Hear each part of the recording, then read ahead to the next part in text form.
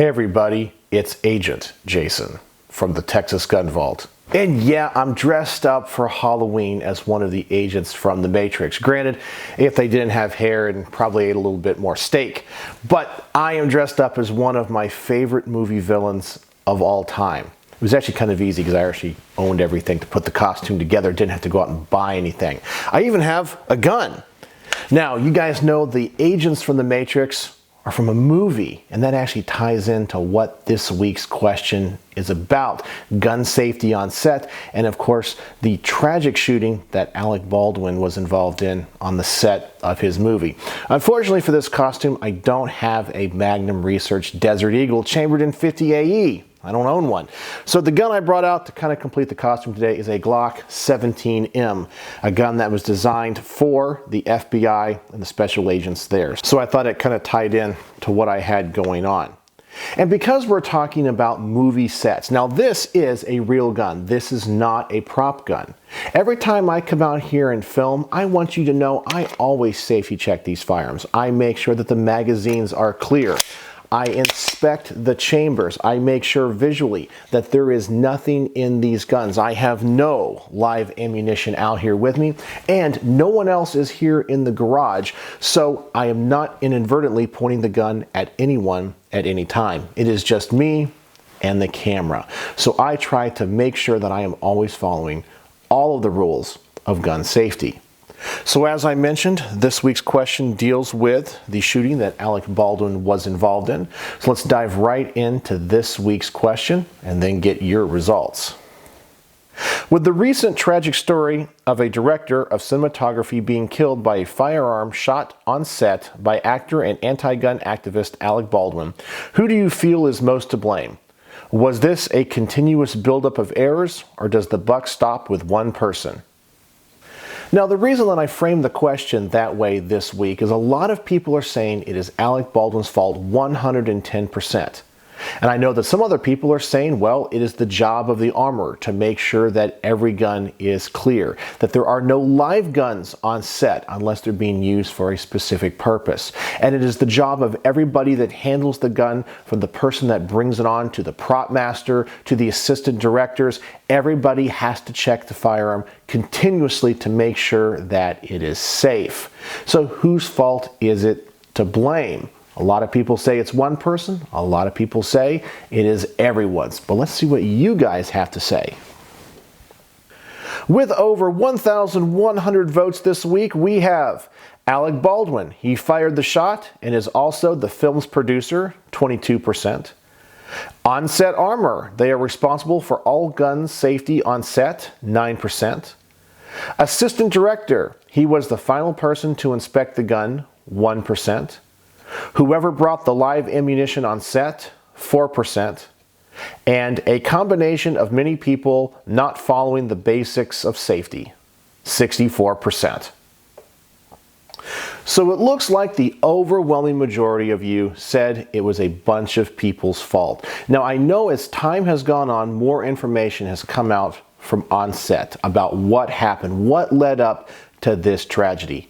I know that when the story first broke, a lot of people wanted to jump on the bandwagon and say it was Alec Baldwin's fault alone. And I know why, because people are really upset with him, especially on the pro-gun side. He is not a good person. He is not somebody that has been a supporter of the Second Amendment. He has attacked people like myself and like you, especially if you like firearms. And I think karma kind of came and bit him in the ass. As we all know, when it came to police officers having to be involved in justified shootings, he made a couple of comments about accidentally killing someone. Well, now he knows.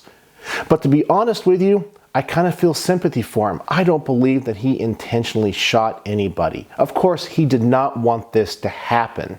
But ultimately, many people are going to say that you are responsible for any firearm that is in your hand, either real or fake. If anything happens with that gun, you are the ultimate person that is responsible. And I totally get that, because when we are handling real guns at ranges, we are responsible that way. But I've always thought that if you were on a movie set, there is some probability that an actor will assume that the people that are hired to handle the firearms, they are professionals. A professional armorer knows their guns, and this gun is safety checked by a number of different people, that when you are handed that gun on set, that there is reasonable belief that this is not a real gun chambered with real ammunition. It is still the actor's responsibility to make sure, but there's a lot of other people that might be to blame along the way.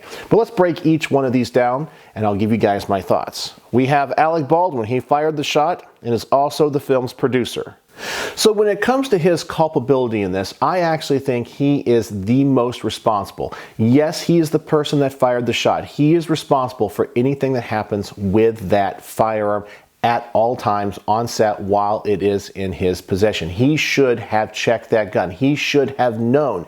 He is a seasoned actor. He is also the executive producer on this film, which means that he is responsible for everybody under him. He is the ultimate boss, and I think the buck really stops with him, because he is the one that is in charge of everything. He has to know everything that's going on set, and he has to know who he has hired. And that brings up another point.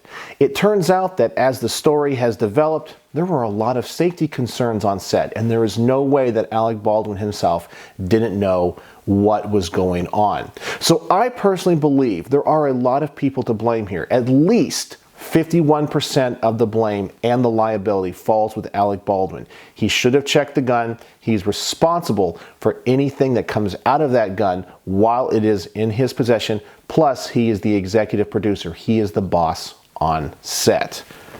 Then we have the on-set armorer. They are responsible for all gun safety on set.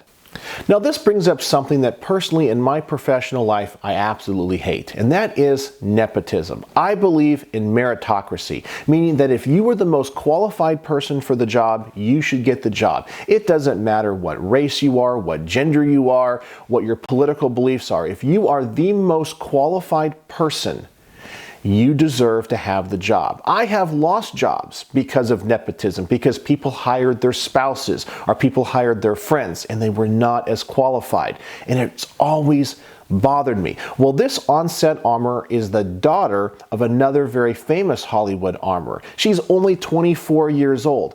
I cannot believe that a 24-year-old knows as much about guns as maybe someone else that has been a seasoned veteran. I can't believe they don't have some type of apprenticeship program where she works under a armorer for a long time, learns the trade, and then maybe when they're 30, 35, they're able to be trusted enough to branch out and be able to do their own movies. So I think a lot of fault lies with her because she was just so unknowledgeable. She was so green and so inexperienced. And I believe at least 25% of this blame falls on her. She is the one that is supposed to keep the gun safe. She's the one that is supposed to load the weapon. She's the one that's supposed to hand the guns to the actors. She's the one that is supposed to be constantly checking to make sure that the guns are safe. And obviously, she did not do that. Even if somebody loaded the gun later with live ammunition, she is still responsible for that firearm from the entire time it's brought onto the set to the time that they wrap. Then we have the assistant director. He was the final person to inspect the gun. And so only 1% of you voted for this option. Now personally, I think a lot more blame should be put on the assistant director. He was the last person to inspect the gun before handing it to Alec Baldwin. So I think about 24% of blame needs to go to him. He told everybody on set, he made the call, this is a cold gun, meaning it is not loaded with live ammunition and it is a prop gun. So he should have inspected it. He should have taken every round out and double checked. And because he did that, I believe that gave Alec Baldwin the thought, okay, this is a safe gun. And I believe to some extent gives him plausible deniability to say, I did not know the gun was loaded, because the armorer should have checked it, and the assistant director, who is responsible for all on-set activities, said it is a cold gun. It is still Alec Baldwin's fault for not checking the gun, but ultimately, I think the assistant director has a lot of guilt on his hands because he said it is a cold gun. And I'm going to assume that if you're on the set and the assistant director says cold gun, you have reason to believe it is a safe gun. Then we have whoever brought the live ammunition on set. This is something about the whole story that has really perplexed me. I've read story after story that live ammunition is never supposed to be on set at all at any time. And the FBI, when they did their investigation, found 500 rounds of live ammunition. They even had an on-set area where actors could target practice. That sounds like you're using live ammunition, and other people that are experienced and seasoned veterans of Hollywood should go, wait, hold on a second. We have a range here on set where people are doing live fire target practice. That should have raised a bunch of red flags. Somebody brought the live ammunition on set. Was it the armorer? Was it the assistant director? Was it somebody else? Who knows? I've even heard of the conspiracy theories because they had walk-offs. People were very upset with the conditions on set. Some people are saying that even somebody that's not even involved brought live ammunition on set and loaded the gun. I don't think that's the case, but of course people are going to talk. And then finally we have a combination of many people not following the basic rules of safety, 64% overwhelming. And that is where I fall on this as well. I definitely believe, as I said, it is 51% Alec Baldwin's fault. You are responsible. He's the executive director, and when you're holding a gun, you are responsible for anything that happens with that gun. 24% should go to the assistant director. He should have checked it and he made the audible call, it is a cold gun. And 25% I think is the armorer's fault because she should have known and loaded the guns and constantly had them under her supervision as they went on set. But that's my personal belief. All those people are liable and it is a tragic accident. But that's my thoughts on this. But let's see what you guys have to say with the top rated comments of the week. With the top rated comment of the week, we have Gary Drum, who says, if someone hands me a weapon, even if I think it's a prop gun, it's my responsibility to, number one, always assume that it is not a toy and that it is loaded. Number two, never point it at anything I do not intend to shoot and destroy. And Gary is just following the basics of gun safety. I totally get this, and that's why I say Alec Baldwin is most to blame. Now, if you're handed some prop gun and it's obvious that it is foam, because you know they use a lot of foam rubber guns on set for those types of action scenes and gunplay, well, I don't think you have to worry about checking it because you can't actually disassemble and open the action of a foam gun. But if it's a gun that is a replica that has the ability to be opened up and look and function like a real gun, well, it is your responsibility. Then we have Robert Knight, who says, ultimately, Baldwin is responsible. Anyone in control of a weapon for any reason is responsible in knowing about the safety and checking of the weapon. Stupidity isn't an excuse. And he's absolutely right. And this is another thing about karma that I think is coming back to bite Alec in the butt. And that is, it is his responsibility. He cannot say stupidity or ignorance or claim stupidity or ignorance, because it is his responsibility. He doesn't give the benefit of the doubt to police officers. Well, he doesn't get the benefit of doubt himself. Then we have Russell Randolph, who says, it's Alec, the armorer, and the victim. Before pointing gun, all three should have verified the gun is safe just before the actual shot is fired. Well, this is the first person that has said it is the victim's fault to any level. Now, I kind of understand where they're coming from.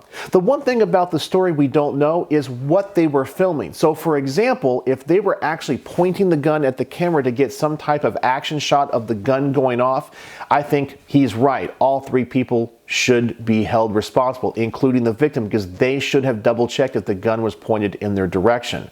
But if this was something where he was pointing the gun in a different direction, or he was just messing around with the gun and the cameras were not on, well, it's definitely his fault and not the victim's fault. Then we have Mr. FNH, who says, we don't blame bartenders for drunk drivers' actions in this nation, Jason. I don't feel this is any different. Stupid is, stupid does. Hope they hang 'em high. Well, I get that too. So he's saying it's Alec Baldwin's fault. I just want to make sure that all of this anger and vitriol that's going after Alec Baldwin, as I said, I do believe he is the most guilty in this. I just want to make sure it comes from a place of reason, logic, and most importantly, justice. Even if it is somebody that is politically opposed to us, we still deserve to give them the benefit of the doubt and to hear all the evidence. We shouldn't just jump on the bandwagon and go, well, because I hate you, you deserve to be treated differently. We have to be better than our political opponents. Now, if all the evidence comes out and he is guilty, well then, he is guilty. But we have to be logical and rational and not come from a place of heart and feelings, but from the mind and rational thought. Then we have Jim Farrow, who says, plenty of blame to go around. The armorer for allowing live ammunition on set, the assistant director for not checking before declaring the gun cold or safe, the people who were apparently using that same gun for live practice after hours, and ultimately on the actor for not checking the gun himself. And for the same person who, as a producer, sets the mood for the entire production, which clearly was not one of safety. And that's why I say, ultimately, I think Alec Baldwin is 51% to blame here. He is the executive producer. He controls everything. And I like how he used the word atmosphere. A leader can set the tone for the whole operation. And there are stories that as they were filming this, there were other safety concerns, and obviously they weren't being addressed. He is to blame. And then finally, we have the big guy who says there are contributing factors, but ultimately the person who pulled the trigger is most responsible. So another Alec Baldwin is at least most to blame. I don't think these results are very surprising. It's a tragic accident, and I'm so sorry that somebody lost their lives. But it is an important lesson for all of us that when we are handling firearms, it is important to always be safe and to always have the habit of checking a firearm, whether you think it is a toy, a prop, or a real gun. I do that here on the Texas Gun Vault. Every time, as I mentioned, I bring a gun out here, I make sure there is no live ammunition, and I always check every firearm before I film it. I'm always opening the action. I'm always dropping the magazine, and no one else is here in the garage. No one is behind the camera. So when I point this gun around the garage, I'm putting nobody in danger, and I also keep my finger off the trigger.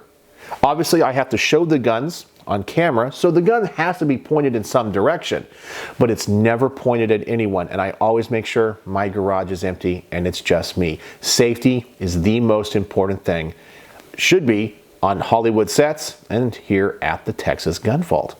So there you go. That is the Texas Gun Vault poll question of the week. I know it was kind of a polarizing one because people's emotions about this topic really are inflamed. And I don't blame them because everybody wants to go after Alec Baldwin because he is such a jerk when it comes to people like you and me. So thank you all for voting and participating. If you want to participate in next week's poll, please go to the community tab of my YouTube channel. I will also put a link in the description below. Go click that, look at the question, vote, comment, and like other people's comments so we can get the top rated comments of the week. I hope you all have a wonderful Halloween.